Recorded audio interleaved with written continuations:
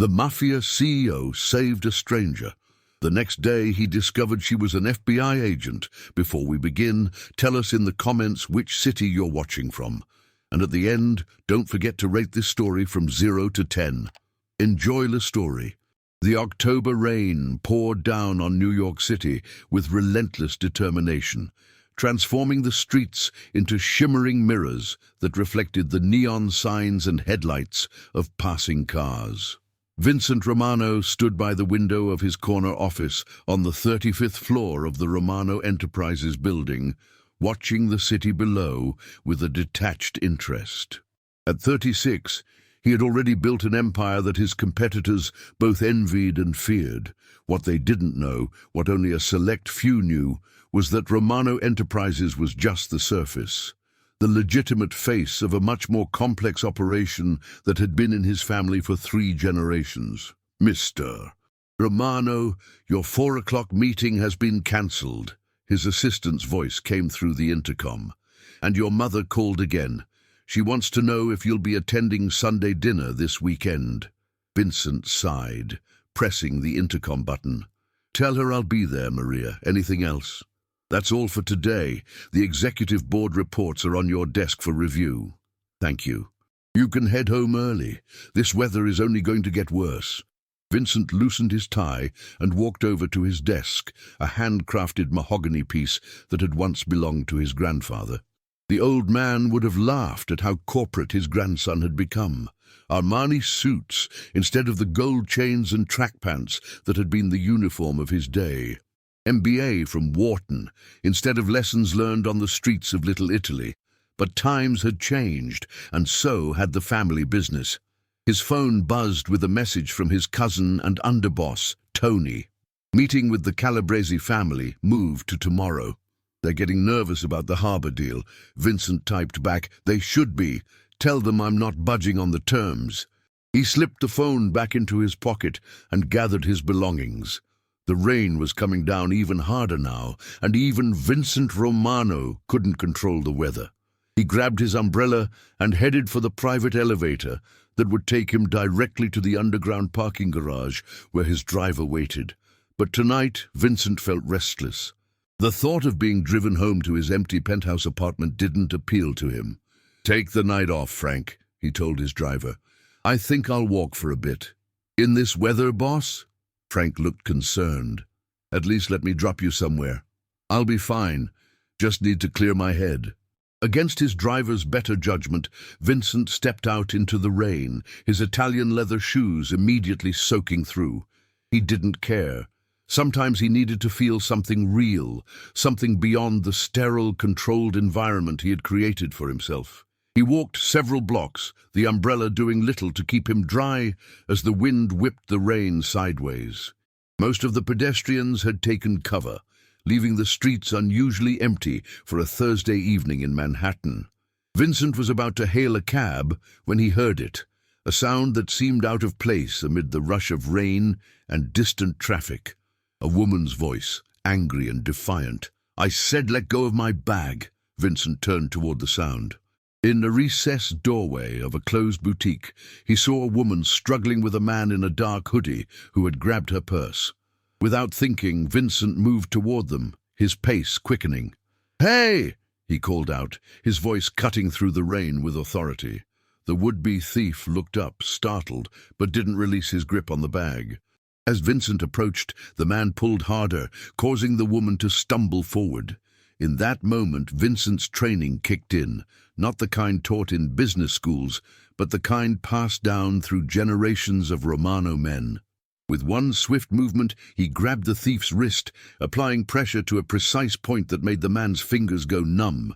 The purse dropped to the wet pavement. Before the thief could react, Vincent had him pinned against the wall, his forearm pressed against the man's throat. "I think you owe the lady an apology," Vincent said calmly, as if they were discussing a minor business disagreement rather than an attempted robbery. I'm sorry," the thief choked out, his eyes wide with fear. Vincent leaned in closer. "If I ever see you around here again, you'll be apologizing for a lot more than this. Understand?" The man nodded frantically, and Vincent released him. The thief scrambled away, disappearing into the rainy night without looking back. Vincent turned to the woman who was staring at him with an expression that mixed gratitude with wariness. She was completely soaked, her dark hair plastered to her face, but even in the dim light he could see she was beautiful, in an intense, unconventional way. Her eyes were sharp and assessing, taking in every detail of his appearance. "Are you all right?" he asked, picking up her purse and offering it to her. "Yes, thanks to you." She accepted the bag, keeping a careful distance between them. "That was impressive. Where did you learn to do that?" Vincent shrugged. "Family business." "What kind of family business teaches you how to disarm someone like a special forces operative?" There was something in her tone, curiosity mixed with something else he couldn't quite identify. "The kind that values being prepared," he replied with a smile that didn't quite reach his eyes. "You're soaked. Let me call you a cab." "I can manage, thank you." But as she stepped forward, she winced, her ankle apparently twisted in the scuffle. Vincent frowned. "At least let me help you to somewhere dry where you can wait for that cab."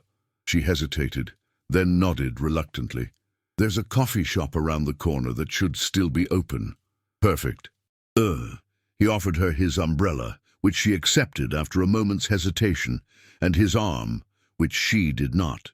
They walked in silence for a moment, the woman limping slightly but stubbornly refusing further assistance. "I'm Vincent, by the way," he said finally. "Vincent Romano."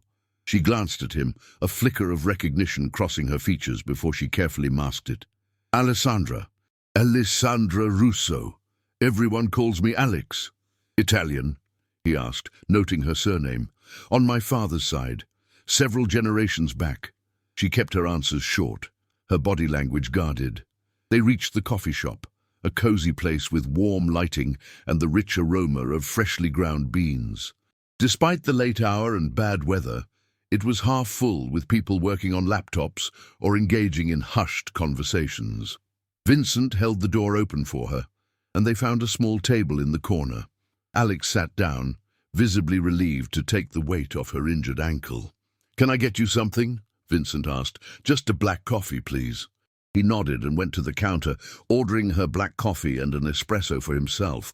When he returned to the table, she was checking her phone, her brow furrowed in concentration. "Problem?"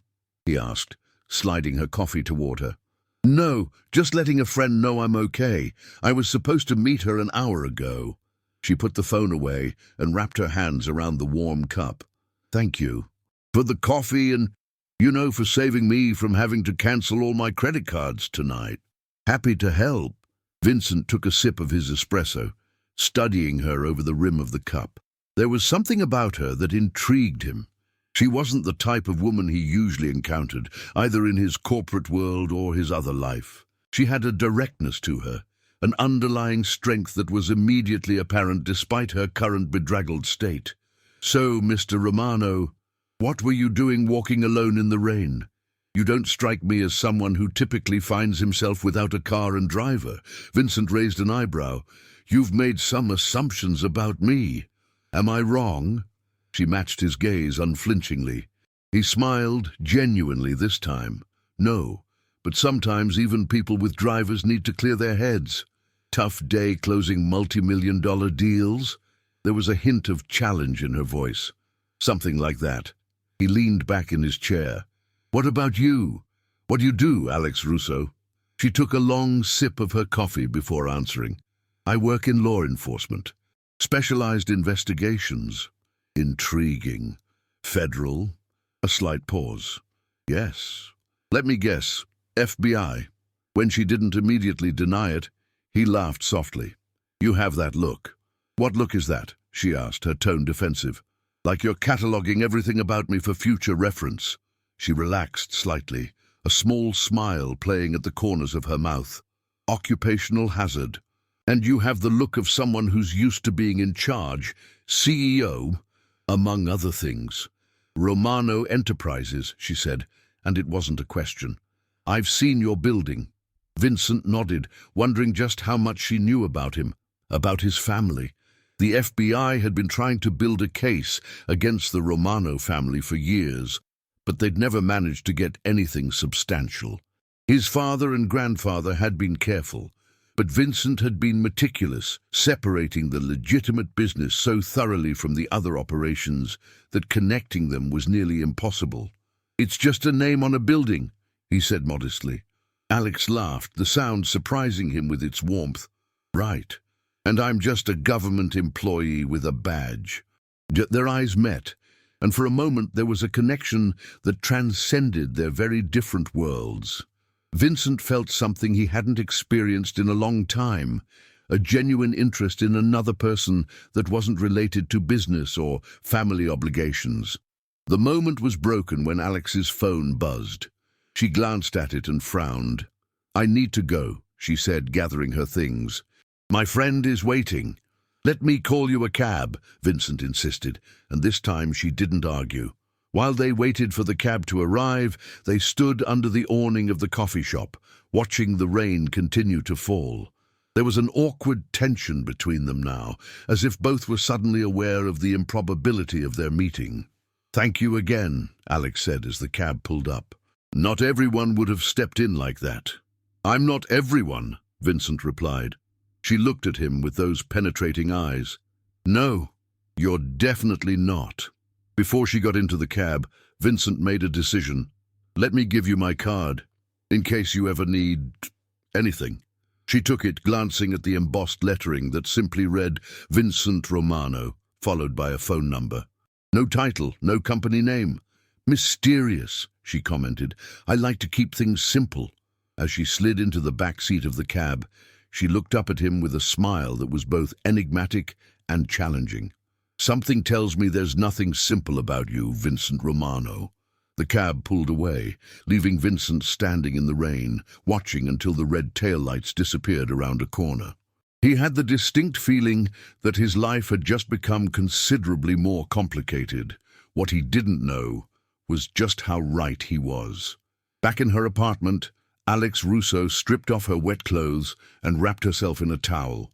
She pulled out her phone and the business card Vincent had given her, placing them side by side on her bathroom counter.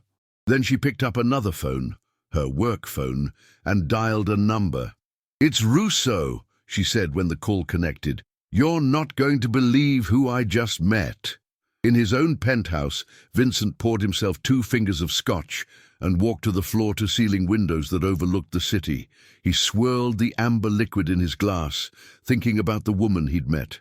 There had been something about her, something that made his usually impeccable instincts send warning signals. FBI. Of all the people to play hero for in New York City, his phone rang, displaying his cousin Tony's number. "We may have a situation," Vincent said without preamble. "What kind of situation?" Tony asked, his voice instantly alert. Vincent took a sip of his scotch. "I'm not sure yet, but keep your ears open for any unusual FBI activity around our operations." "You got it, boss. Anything specific I should look for?" Vincent thought of Alex's intelligent eyes, the way they had assessed him so carefully. A new player, someone named Alessandra Russo. The rain continued to fall on New York City, washing the streets clean, but doing nothing to clear the complicated web that fate had just begun to weave between 2 people from very different worlds. Vincent Romano woke to the sound of his phone buzzing insistently on his nightstand. The digital clock read 5:30 in the morning, early even for him. He grabbed the phone, instantly alert despite the hour. "Talk to me," he said, his voice clear and commanding. "We've got a problem." It was Tony, sounding tense. "That name you asked me to check? Alessandra Russo?" Vincent sat up, swinging his legs over the side of the bed. "What about her?" "She's not just FBI. She's part of their organized crime task force. And boss, she's been assigned to us, the Romano family, specifically." Vincent closed his eyes for a moment, processing this information. Of all the random encounters in a city of 8 million people, he had managed to save an FBI agent who was actively investigating his family. The irony wasn't lost on him. "How long has she been on the case?" "Transferred from the Chicago office 3 weeks ago. Word is, she made a name for herself taking down the Bartelli operation last year." Vincent remembered reading about the Bartelli case, a family that had controlled much of Chicago's illicit gambling for decades before the FBI had dismantled their entire organization. It had been sloppy work on the Bartellis' part, leaving electronic trails and getting caught on wiretaps. The Romanos were far more careful. What else do we know about her? Not much yet. Clean record. Graduated top of her class at Quantico. Parents both deceased. No husband, no kids. Lives alone in an apartment in Murray Hill. Keep digging, but quietly. I want to know everything about Agent Russo without alerting her that we're looking. You got it. And Vincent, was last night a coincidence? Vincent thought back to the rain, the struggle, the way she had looked at him with those assessing eyes. Had it been a setup? It hadn't felt like one, but he hadn't survived this long by taking things at face value. I'm not sure, he admitted, but I intend to find out. After hanging up, Vincent went through his morning routine with mechanical precision, his mind working through various scenarios. By the time he was dressed in a charcoal grey suit with a deep blue tie, he had made a decision. If Agent Russo wanted to play games, he would be more than happy to oblige. Across town, Alex was already at her desk in the FBI's New York field office, nursing her second cup of coffee and reviewing files. She had been up most of the night, unable to sleep as her mind kept replaying the encounter with Vincent Romano. "You look like hell," commented Special Agent Derek Martinez, dropping into the chair beside her desk. At 34, Martinez was one of the younger agents on the task force, but his expertise in financial crimes had made him invaluable to their investigation. "Thanks," Alex muttered, not looking up from her computer screen. Just what every woman wants to hear first thing in the morning. "Late night?" He peered at her with interest. "Don't tell me you actually have a social life." "Attempted mugging, actually." She finally looked up, noting his concerned expression. "I'm fine. Someone intervened." "Good Samaritan in New York? That's rarer than evidence against the Romanos." Alex's expression remained neutral, but her heart rate picked up slightly. She had debated all night whether to report her encounter with Vincent Romano to her superiors. On one hand, it was potentially significant contact with the subject of an ongoing investigation. On the other hand, nothing had happened that would justify the Bureau pulling her from the case due to compromised objectivity. "Speaking of which," Martinez continued, oblivious to her internal debate, "Jackson wants us in the conference room in 15. Says he has new intel on Romano's upcoming meeting with the Calabrese family." Alex nodded, closing the file she'd been reviewing. "I'll be there." "You sure you're okay? You seem distracted." "Just tired. Nothing another coffee won't fix." As Martinez walked away, Alex pulled out her personal phone and looked at the business card Vincent had given her. She had already memorized the number, but kept the card as tangible evidence of their encounter. Was it possible that he hadn't known who she was? That it had truly been coincidence? In her 8 years with the Bureau, Alex had learned that coincidences were rare in her line of work. But she had also developed a finely tuned intuition, and something told her that Vincent's surprise had been genuine. The conference room was already half full when Alex arrived, coffee in hand. Special Agent in charge Robert Jackson, a veteran agent with salt and pepper hair and a perpetually stern expression, stood at the head of the table, waiting for everyone to settle. "All right, people," he began once the room had quieted. "We have confirmation that Vincent Romano will be meeting with representatives of the Calabrese family tomorrow evening. This could be our chance to gather some valuable intelligence on whatever business arrangement they're negotiating."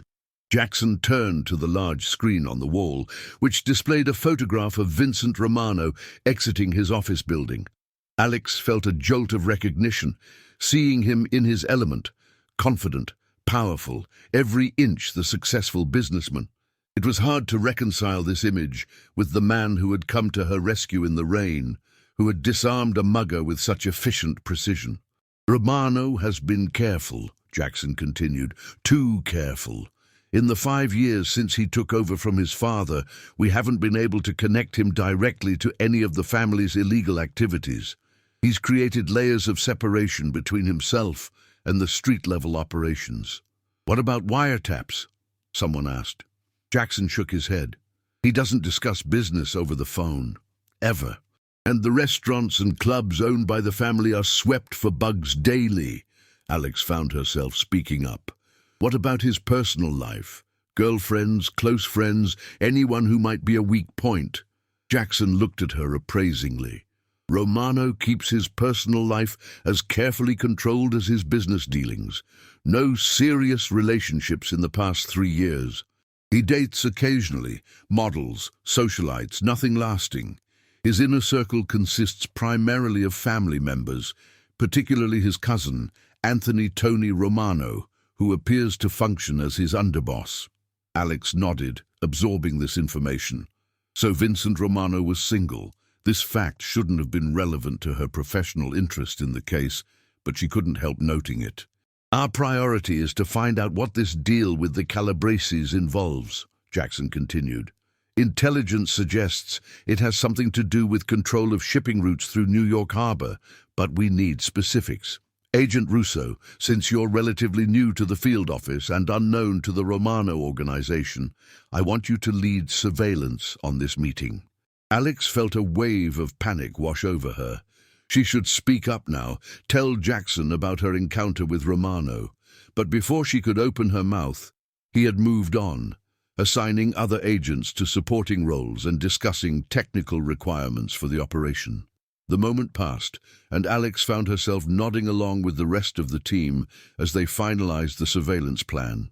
She told herself she would inform Jackson after the meeting in private, but when the briefing ended and the other agents filed out, Jackson was immediately pulled into another conversation with the assistant director who had just arrived.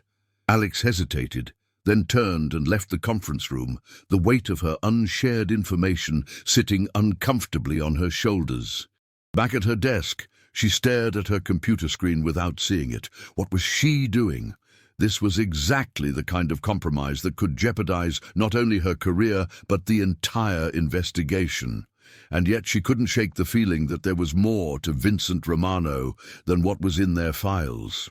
Her phone buzzed with an incoming text from an unknown number. Her breath caught as she read the message. Coffee was good last night. Dinner might be better. 8 p.m., Luciano's on West 47th.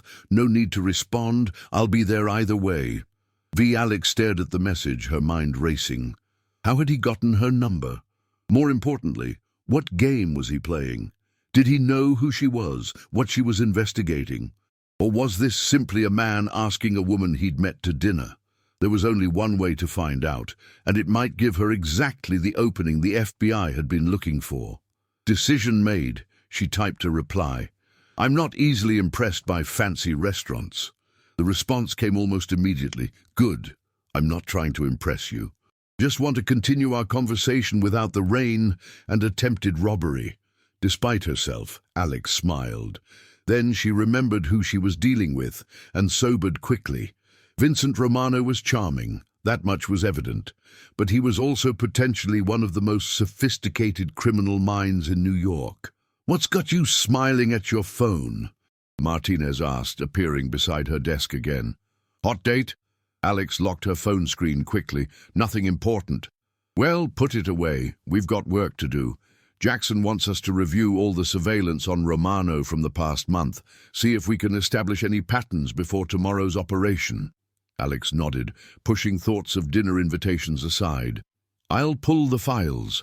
For the next several hours, she immersed herself in the details of Vincent Romano's life, his daily routines, business meetings, family gatherings. The more she learned, the more impressed she became with his discipline and caution. There were no obvious vulnerabilities, no weak spots in his armor. By late afternoon, Alex had made her decision. She would go to dinner with Vincent Romano, but not as part of any officially sanctioned operation. This would be her own reconnaissance, a chance to assess him up close before deciding whether to report their contact to Jackson. It was a risky move, potentially career-ending if discovered. But Alex had always trusted her instincts, and right now they were telling her that the traditional approach to Vincent Romano wasn't going to work. They needed something. Someone he wouldn't expect. At 7:45 that evening, Alex stood outside Luciano's, a discreet but exclusive Italian restaurant known for its old-world charm and clientele of power brokers and celebrities.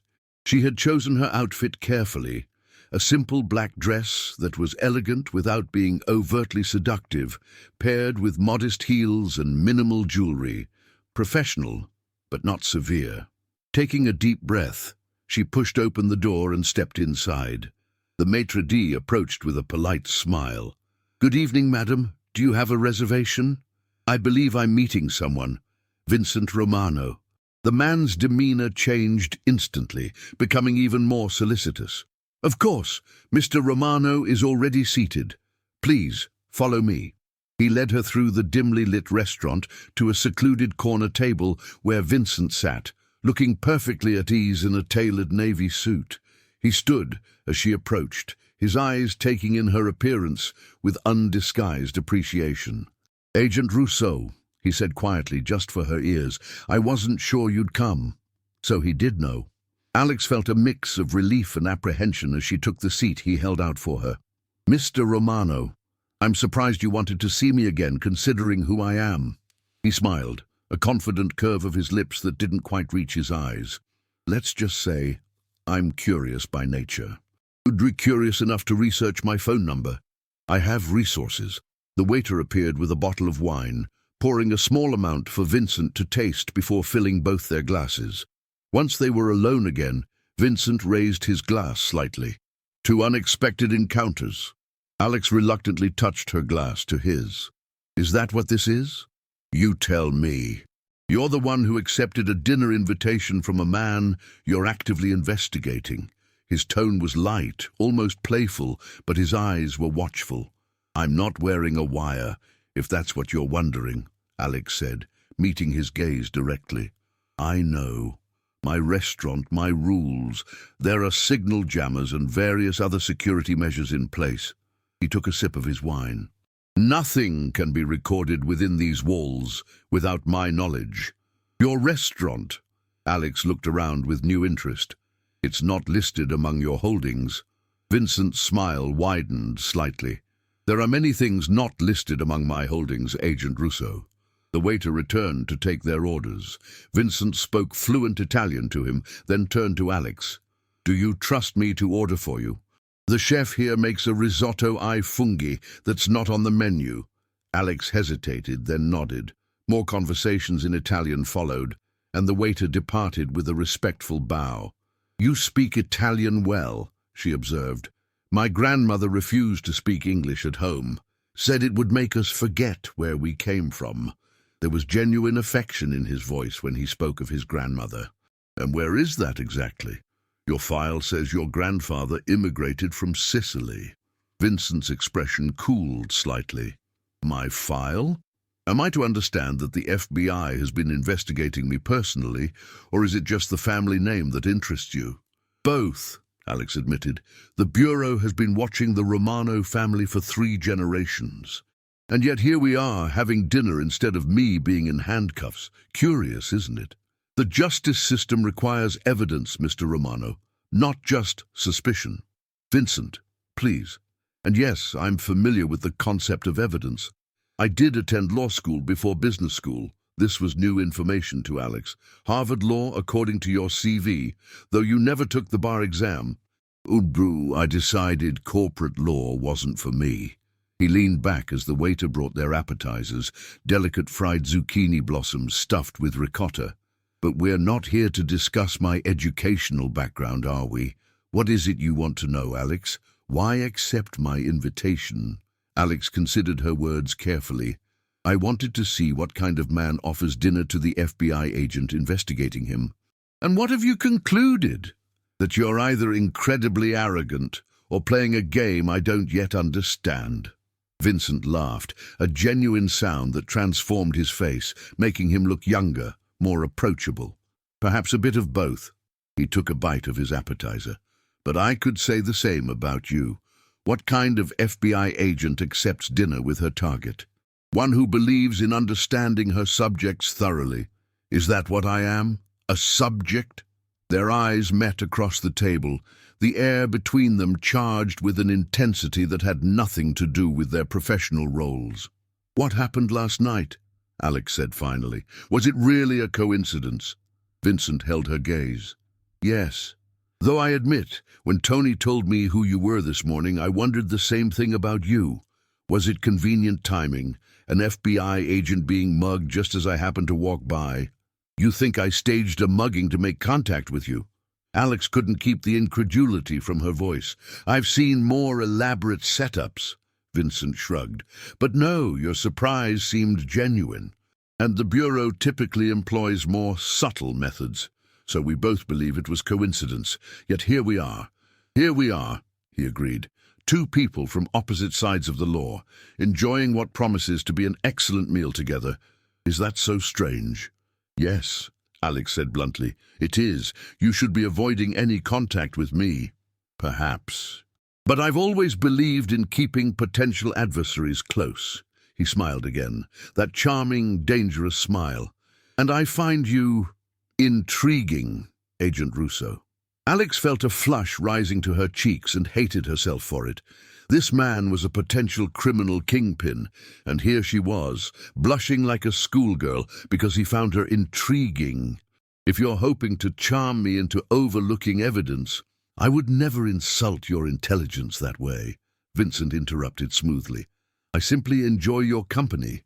Is that so hard to believe?" Before Alex could respond, the waiter arrived with their main courses, the promised risotto for her and ossobuco for Vincent. The rich aromas momentarily distracted her from the dangerous game they were playing.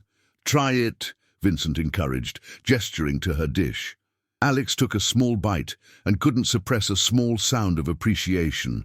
The risotto was perfectly cooked, the wild mushrooms lending an earthy depth to the creamy rice. "Good, isn't it?" Vincent looked pleased at her reaction. "Food has always been important in my family. My mother still insists on cooking Sunday dinner herself, even though she could have any chef in the city at her disposal." "Family is important to you," Alex observed, filing away this potential vulnerability. "More than anything," he confirmed, his expression serious. "Loyalty, blood, these are the foundations everything else is built on. Even your business. Especially my business." He took a sip of wine. "Romano Enterprises employs over 2,000 people, many of them from families that have worked with us for generations. I take that responsibility seriously."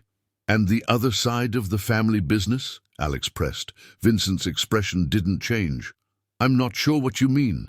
"Don't play games, Vincent. We both know the Romano family isn't just in real estate and restaurants." "Do we?" He raised an eyebrow. "I wonder what exactly you think you know about me, Alex." "I know that your grandfather established the family in New York in the 1950s. I know that your father expanded operations in the 80s and 90s. And I know that since you took over 5 years ago, the family's legitimate holdings have grown exponentially, while the more traditional activities have become nearly invisible." Vincent looked impressed despite himself. "You've done your homework. It's my job. And do you enjoy your job, Alex? The long hours, the danger, the constant suspicion of everyone you meet?" The question caught her off guard.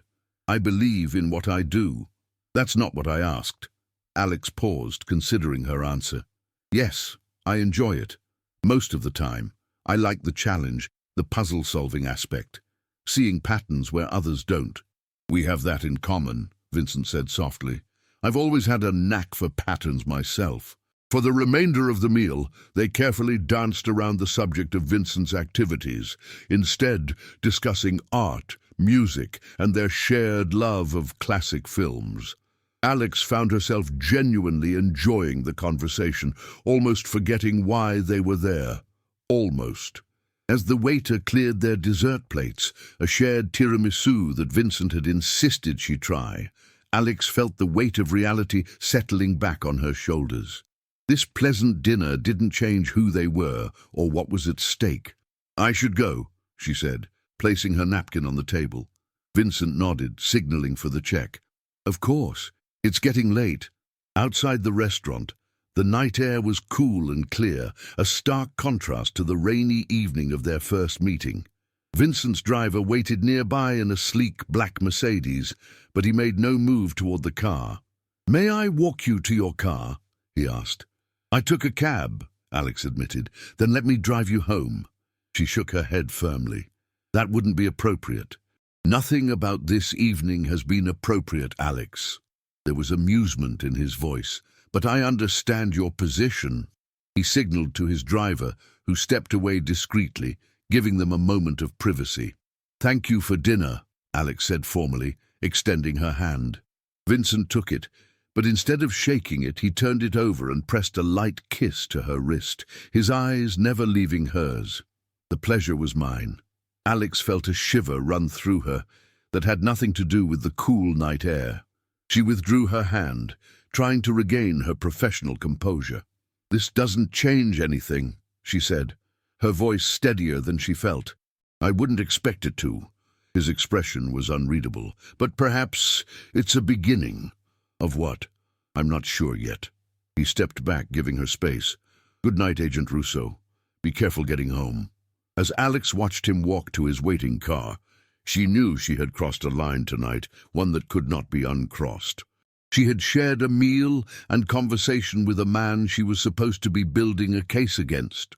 And worse, she had enjoyed it. Tomorrow, she would have to face the surveillance operation, pretending she had never sat across from Vincent Romano, never laughed at his wry observations, never felt the touch of his lips on her skin. As his car pulled away, Alex hailed a cab, her mind already constructing the compartments she would need to keep her professional duties separate from the dangerous attraction she felt growing. What she didn't know was that Vincent was doing exactly the same thing as his driver took him back to his penthouse. He had meant what he said. He found her intriguing, more so than any woman he had met in years, but she was also a threat to everything he had built, everything he protected. Tomorrow would bring new challenges for both of them. A meeting with a rival family for him, a surveillance operation for her. Their paths were set to cross again, but under very different circumstances. And neither of them was prepared for what would happen next. The restaurant where Vincent Romano was meeting the Calabrese family representatives sat on the edge of Little Italy, a small, unassuming establishment that had been in the same family for over 50 years. To passers-by, it appeared closed, the open sign unlit, the blinds drawn.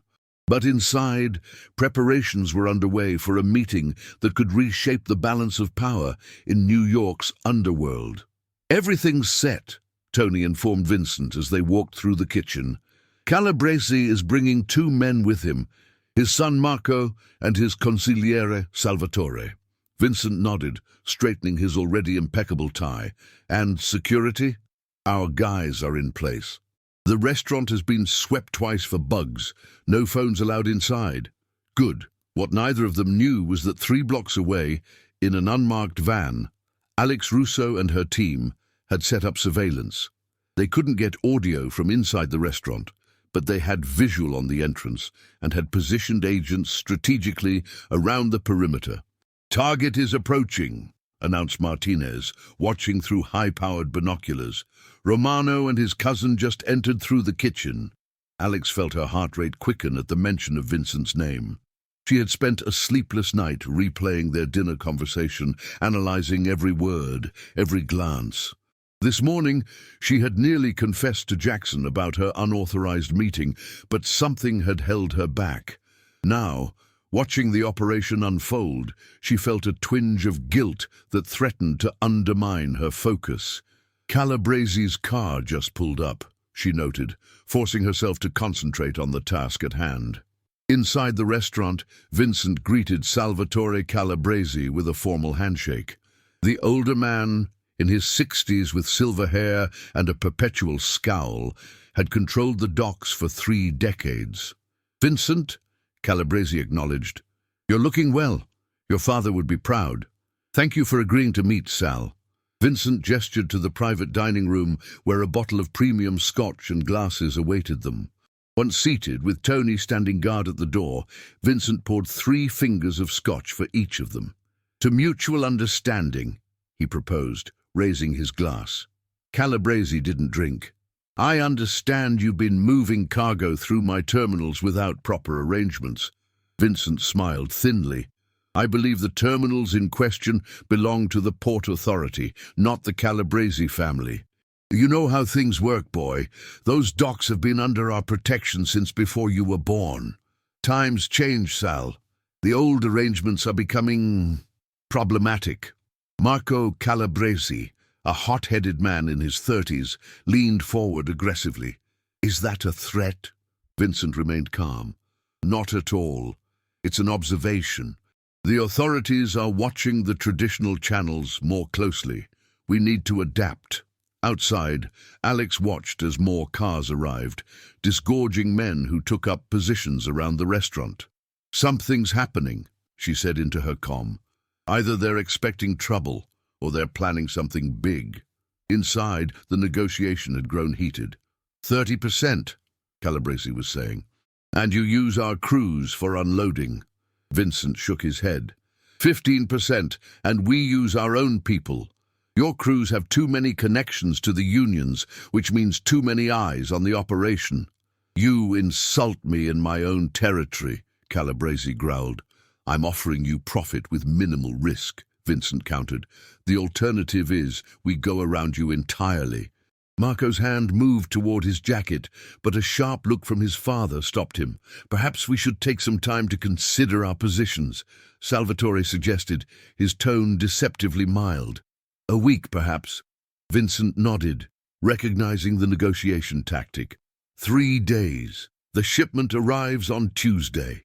Back in the surveillance van, tension was mounting. "We've got movement," Martinez reported. "Looks like the meeting is breaking up earlier than expected." Alex frowned. "Something doesn't feel right. Why would they—" Her words were cut off by a crackle of static in her earpiece, followed by an agent's urgent voice. "Police! NYPD is rolling in from all directions. Someone called in a tip about an armed gathering." "What?" Alex grabbed the radio. "We didn't authorize police involvement." Outside the restaurant, chaos erupted. Police cars screeched to a halt, officers pouring out with weapons drawn. The men stationed around the building scattered, some firing shots as they fled.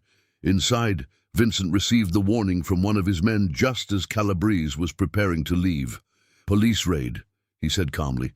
"Someone called in a false tip." Calabrese's face darkened with suspicion. "You're doing, Romano? Do I look like a man who invites police to his meetings?" Vincent stood, buttoning his jacket. "There's a way out through the wine cellar. Tony will show you." As Tony led the Calabreses to safety, Vincent took a moment to send a text before following. A calculated risk, but one he felt compelled to take. In the surveillance van, Alex's phone buzzed. The message made her blood run cold. "Nice try with the police. Not your style, though. Someone else is playing both of us. Be careful. V." She stared at the screen, mind racing. How did he know she was here? More importantly, was he right? Had someone deliberately sabotaged their operation? "We need to move," Martinez urged. "If we get caught in a jurisdictional pissing match with NYPD, Jackson will have our badges." Alex nodded numbly, pocketing her phone. As they hastily packed up their equipment, she couldn't shake the feeling that she was missing something crucial, that she was being maneuvered in a game whose rules she didn't fully understand. Later that night, Vincent paced his penthouse, glass of scotch in hand. The police raid had been a complication, but not an insurmountable one. The meeting with Calabrese had gone approximately as expected. Initial resistance, followed by grudging consideration of his terms. What troubled him was the timing of the raid. Someone had deliberately disrupted the negotiation, and he doubted it was the FBI.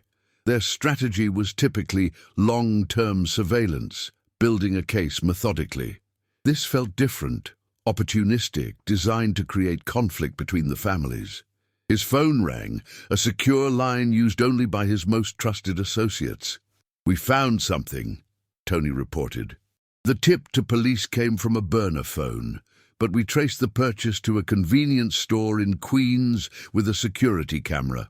And the buyer was one of Marconi's men. Vincent absorbed this information silently.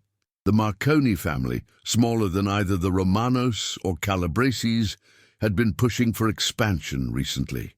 Setting the two larger families against each other would serve their interests. "Interesting," he said finally. "Keep this information to ourselves for now. Let's see how Marconi plays his next move." After hanging up, Vincent found himself thinking of Alex.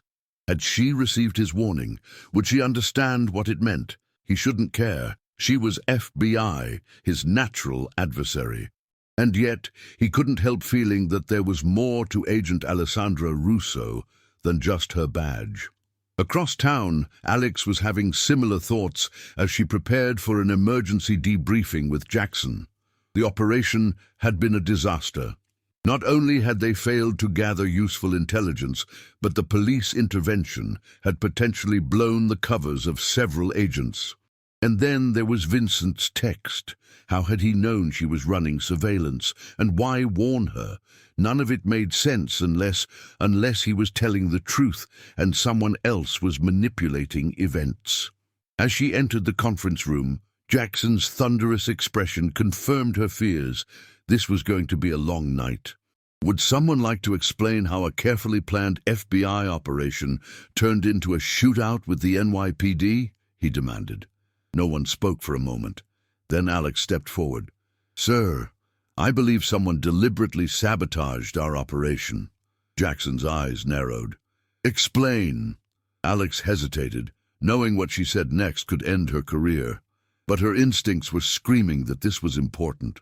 "I received information suggesting the police tip came from a third party, someone trying to disrupt the meeting between Romano and Calabresi." "Information from whom?" Jackson's voice was dangerously quiet. Alex took a deep breath. "Vincent Romano." The room erupted in shocked murmurs. Jackson silenced them with a raised hand, his gaze never leaving Alex's face. "When exactly did Romano provide you with this information, Agent Russo?" "During the operation. He sent me a text." "And how, may I ask, does Vincent Romano have your personal phone number?" The moment of truth had arrived. Alex straightened her shoulders. "Because I met with him last night, sir, for dinner." The silence that followed was deafening. "My office." "Now!" Jackson ordered, his voice like ice.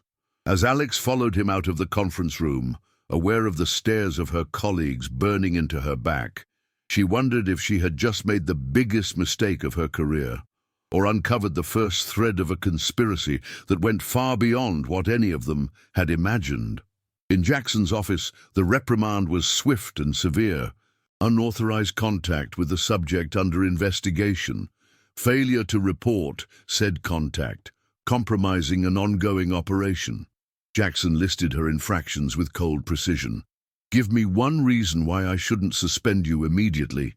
"Because I think there's something bigger happening here," Alex argued. "Romano warned me about the raid before it happened.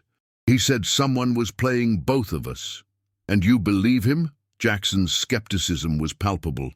"A man who has every reason to manipulate you?" "I believe this particular message, yes." She met his gaze steadily. "It fits with what happened. The raid benefited neither us nor Romano. It was a deliberate attempt to create chaos." Jackson studied her for a long moment. "You're walking a dangerous line, Russo. Romano is charming, intelligent, and utterly ruthless. Don't make the mistake of thinking he sees you as anything but a potential tool or threat." "I understand that, sir." "Do you?" Jackson leaned forward. "Because from where I'm sitting, it looks like you're already compromised." The accusation stung, partly because Alex feared it might be true. "What do you want me to do?" Jackson considered his options. "You're off the Romano surveillance detail, effective immediately." Alex opened her mouth to protest, but he held up a hand. "However, this connection you've established could be useful. If, and this is a big if, you can maintain professional distance." Understanding dawned.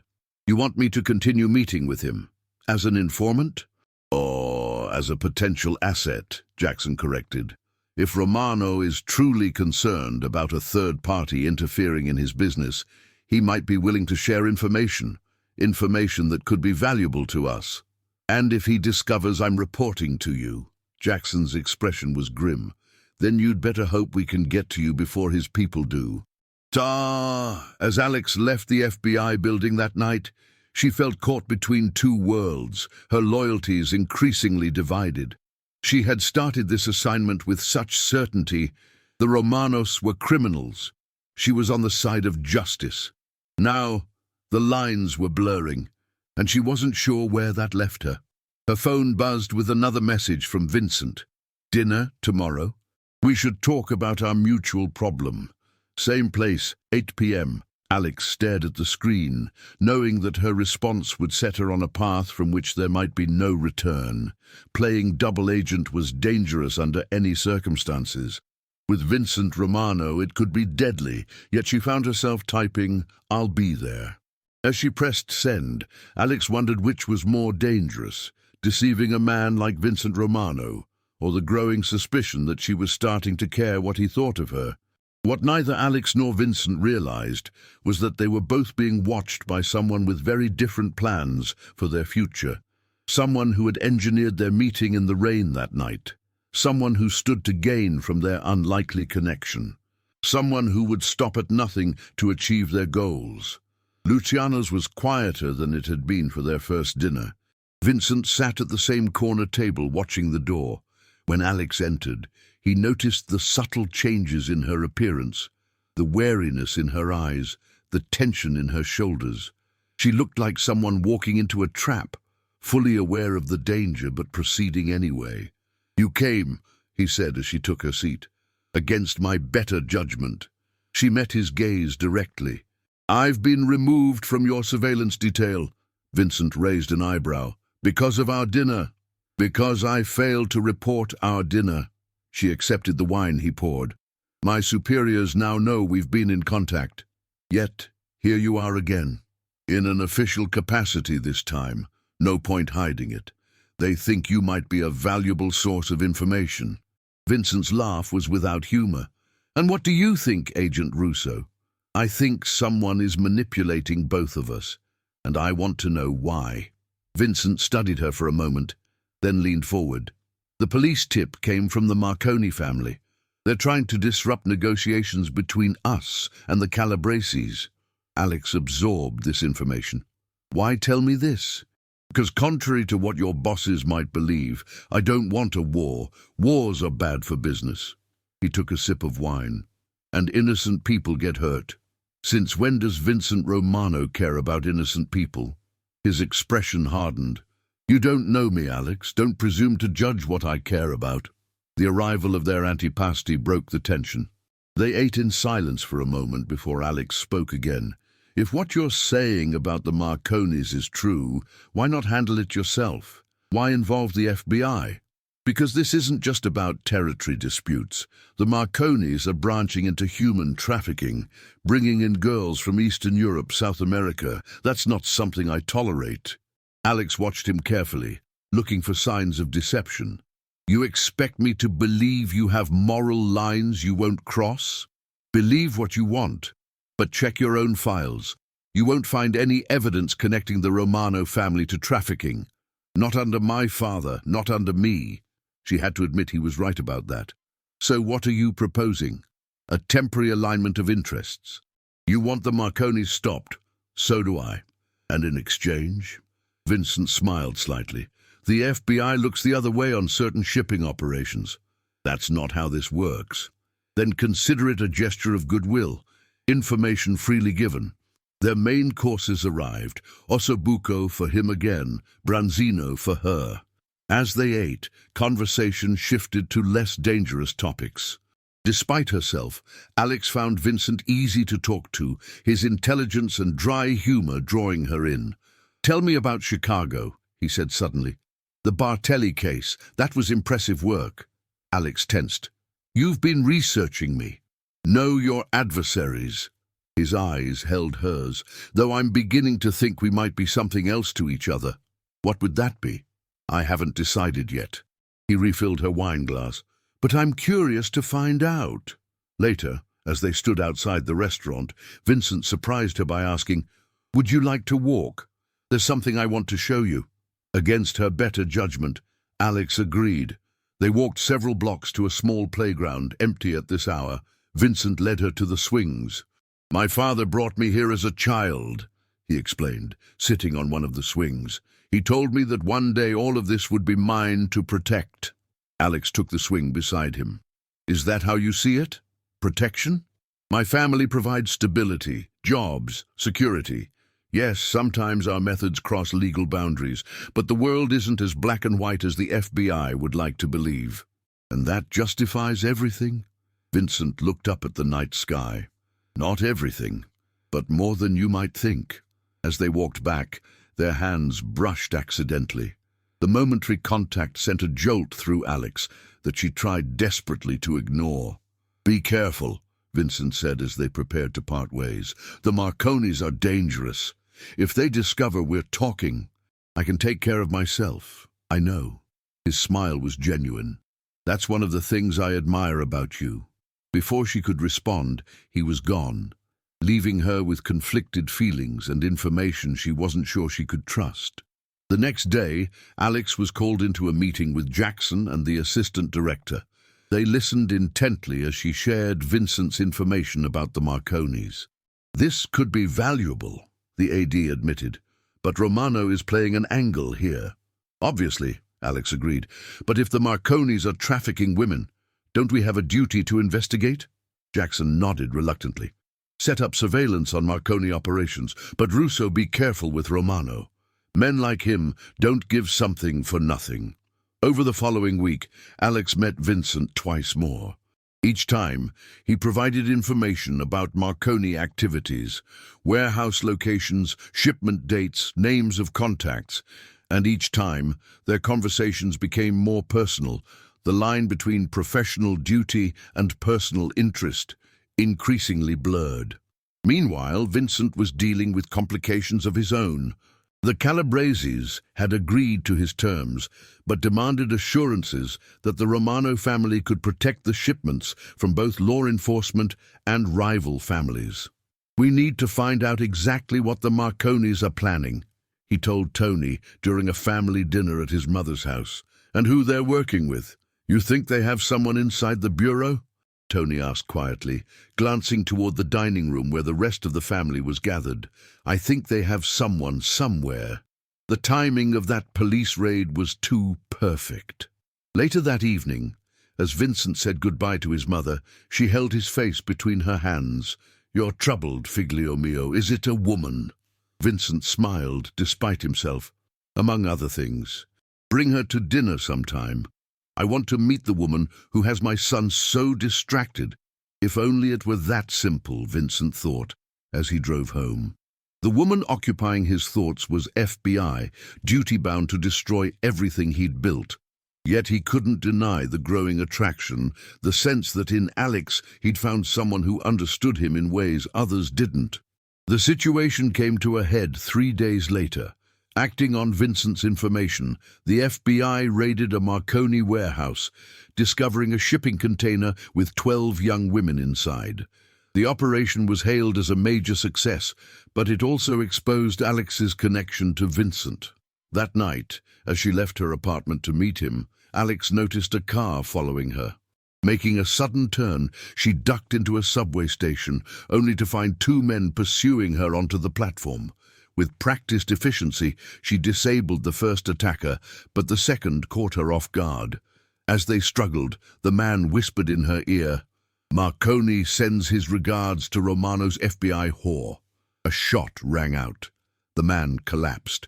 Alex turned to see Vincent, gun in hand, expression cold. "Are you hurt?" he asked, quickly checking her for injuries. "How did you—" "I've had someone watching your apartment. Good thing, too." He holstered his weapon. "We need to go, now." Dazed, Alex let him lead her to a waiting car. As they pulled away, she realized the magnitude of what had happened. "You killed him. He was going to kill you." Vincent's voice was matter of fact. "The Marconis know about us. which means you're not safe anymore. I need to report this, call my superiors, and tell them what? That you were meeting me again? That I shot someone protecting you?" He shook his head. "Think, Alex." She knew he was right. This situation had spiraled beyond her control, beyond anything she had been prepared for. "Where are we going?" she asked finally. "Somewhere safe." Vincent took her hand. "Trust me." As the car sped through the night, Alex realized she had crossed a line. She was no longer just an agent gathering intelligence.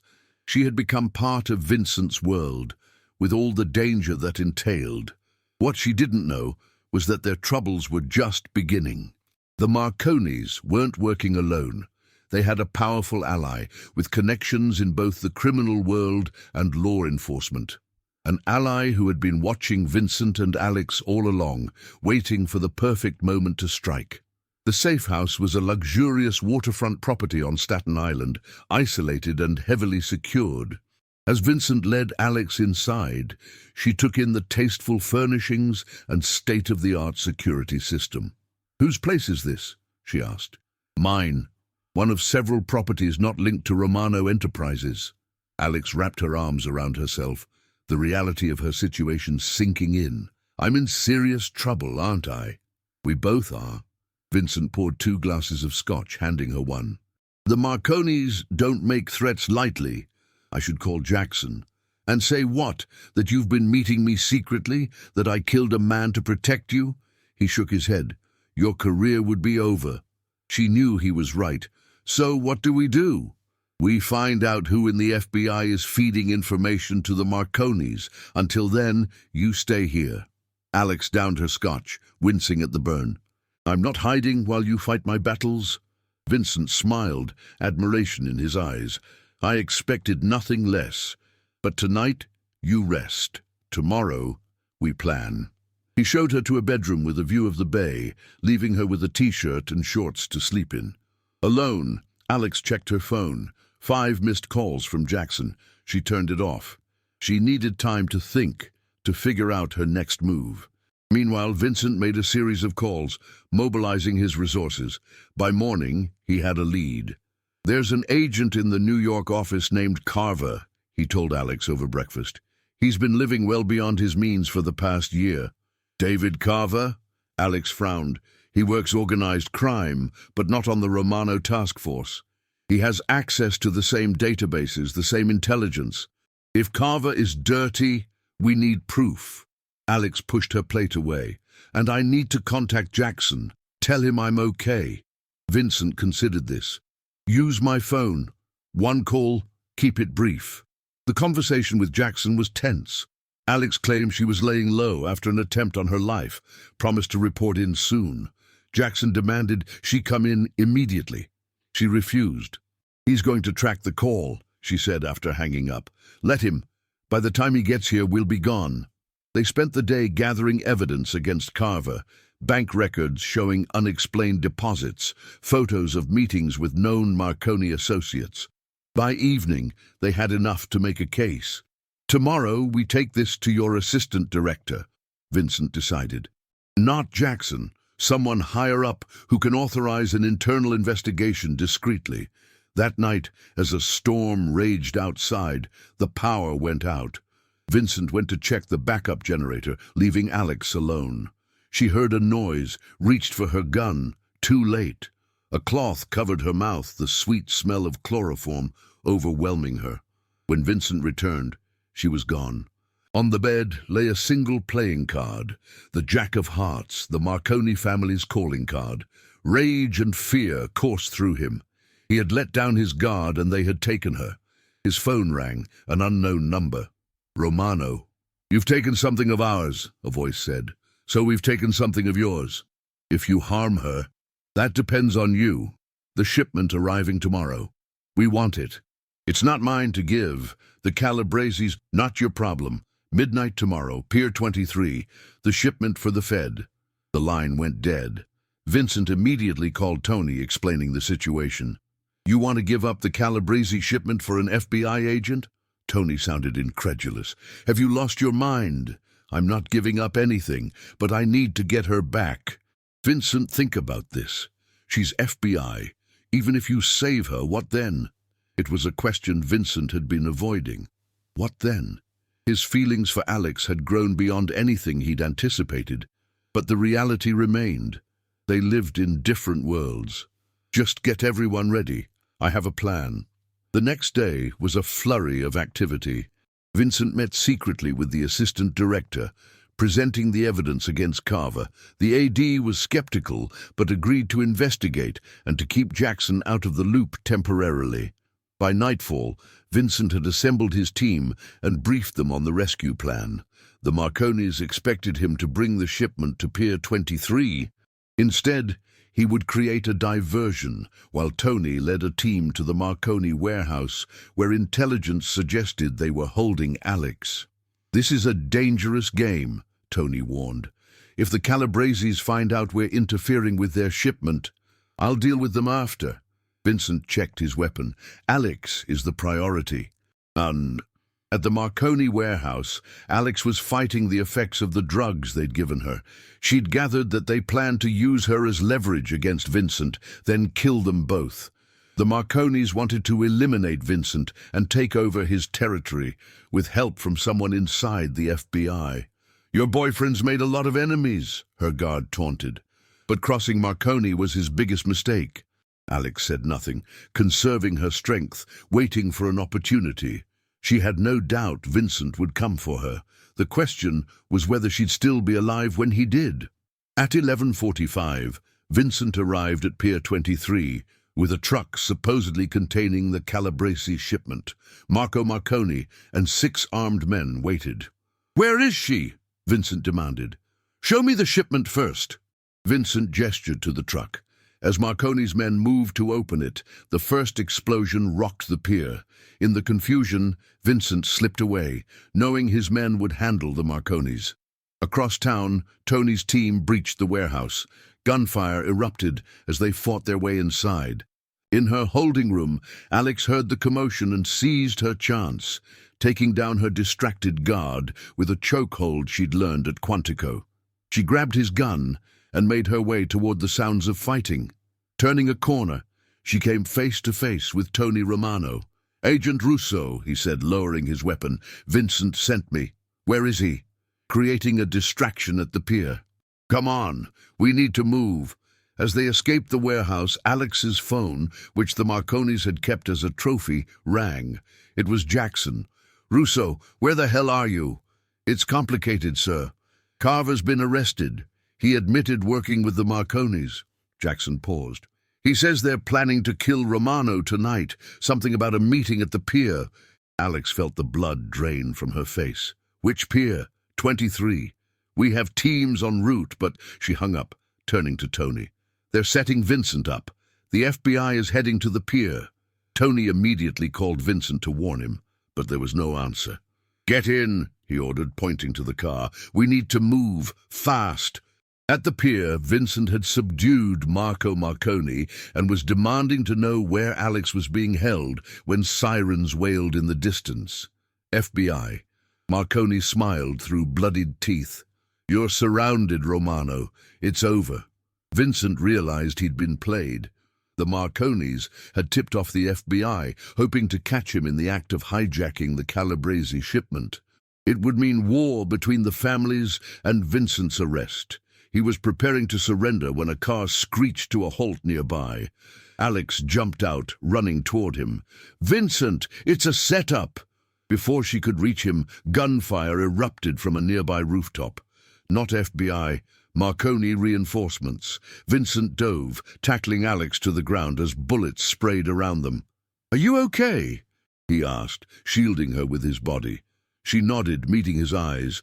In that moment, surrounded by danger, something passed between them, an understanding, an acknowledgement of feelings both had been denying.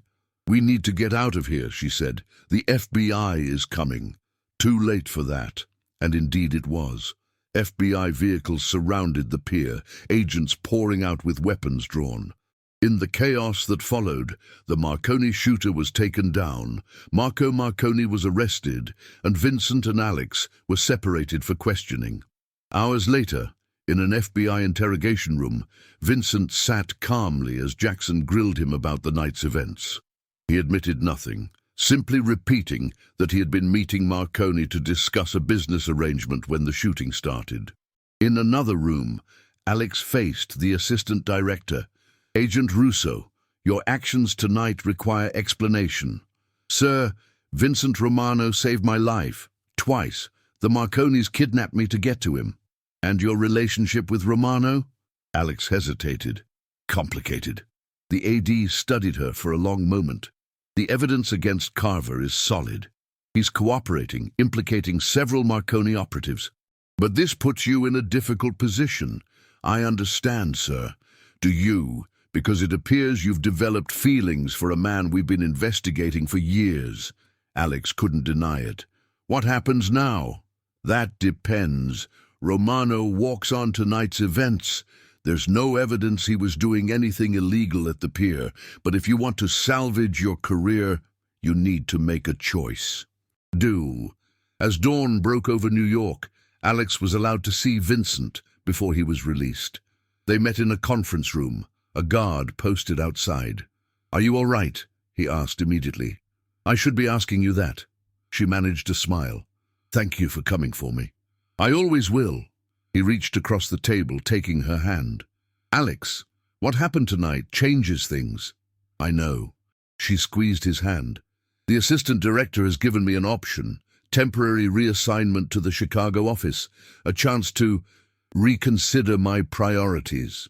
Vincent's expression grew distant. "And is that what you want?" "I don't know what I want anymore." It was the most honest answer she could give. 3 weeks ago, everything was clear. Now nothing is clear. He nodded, understanding. "Except one thing.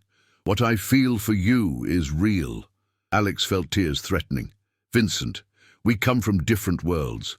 I'm sworn to uphold the law, and you live outside it?" He smiled sadly. "Perhaps. But people can change, Alex. Even me." The guard knocked, indicating their time was up. As Vincent stood to leave, he leaned down, whispering in her ear, "I'll wait for you, however long it takes." As he walked away, Alex knew she faced the most difficult decision of her life. Her career, her principles, her duty, all weighed against feelings she could no longer deny. What she didn't know was that Vincent had already made a decision of his own, one that would change everything. 3 months had passed since Alex transferred to the Chicago office. 3 months of throwing herself into work, trying to forget New York and Vincent. She hadn't contacted him, though his words echoed in her mind daily. "I'll wait for you, however long it takes." The Marconi case had shattered the organization. Marco Marconi faced federal charges, while his father had fled to Italy. Agent Carver had turned state's evidence, revealing a corruption network that extended into several law enforcement agencies. The scandal had dominated headlines for weeks. Of Vincent, Alex heard little. Occasional updates from Jackson mentioned that Romano Enterprises continued to thrive, while street-level criminal activities associated with the family had decreased notably. The Calabreses had suffered a major setback when their shipment was seized that night at the pier, a coincidental discovery by Harbor Patrol. On a crisp October morning, exactly 1 year after their first meeting in the rain, Alex sat in a Chicago coffee shop reviewing case files.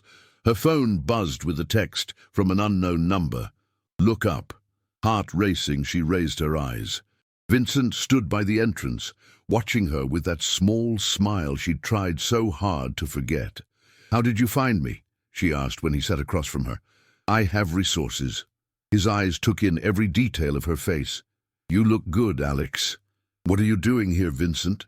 He placed a USB drive on the table. "Bringing you a gift.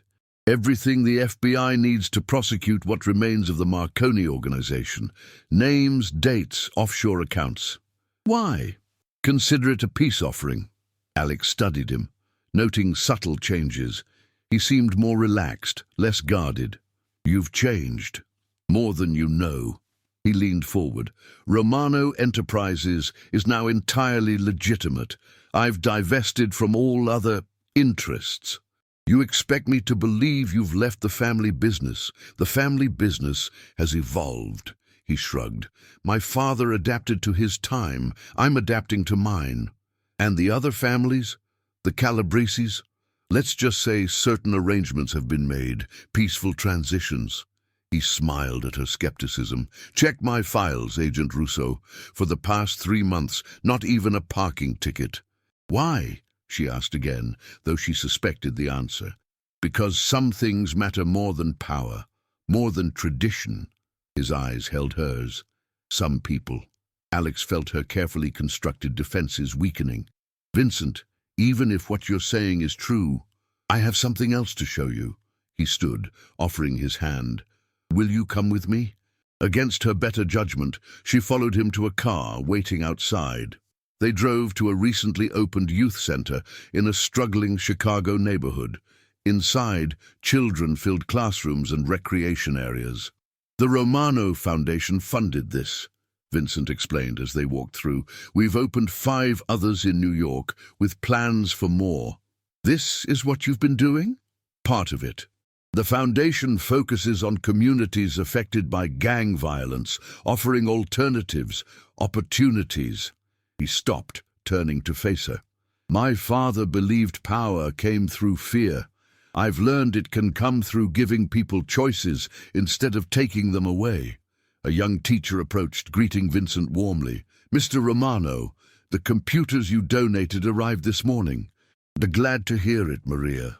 He introduced Alex simply as a friend from New York. As they continued touring the facility, Alex saw another side of Vincent, one that connected easily with the staff and children, that spoke passionately about educational programs and community outreach. Later, over dinner at a small Italian restaurant, Vincent finally asked the question that had brought him to Chicago. Have you made your decision, Alex? About us? She looked at him thoughtfully. The FBI is my life, Vincent. I believe in what I do. I'm not asking you to give that up. Then what are you asking? For a chance. He took her hand. I've changed my life. Not just for you, though you were the catalyst. I realized I wanted to build something, not just control it. And your family, they accepted this? My mother said it was about time. Tony's running the foundation with me. He smiled. The younger generation sees things differently. Alex was silent for a long moment. I've requested a transfer back to New York. Vincent's eyes brightened. When? Next month. Different department, white-collar crime, not organized crime. To avoid a conflict of interest? There was hope in his voice. To give us a chance. She squeezed his hand. I can't promise anything, Vincent. There's still so much between us, but you're willing to try. It wasn't a question. Outside the restaurant, the October rain began to fall, reminiscent of the night they'd met. Vincent pulled her close. Do you believe in fate, Alex? She smiled up at him. I believe in choices and consequences. And second chances? Those too. When he kissed her, it felt like both an ending and a beginning, the closing of one chapter and the opening of another. The rain fell around them, washing away the past, leaving only possibility. 6 months later, Alex stood nervously in the Romano family dining room, surrounded by Vincent's extended family. Sunday dinner, a tradition she'd heard about but never experienced firsthand. Vincent's mother, a formidable woman with keen eyes and a warm smile, took her hands.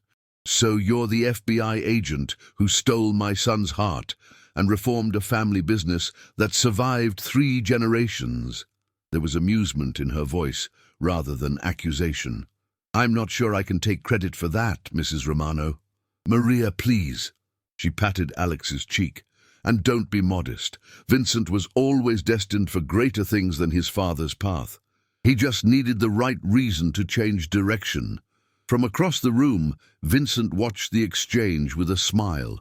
Tony joined him, offering a glass of their grandfather's favorite wine.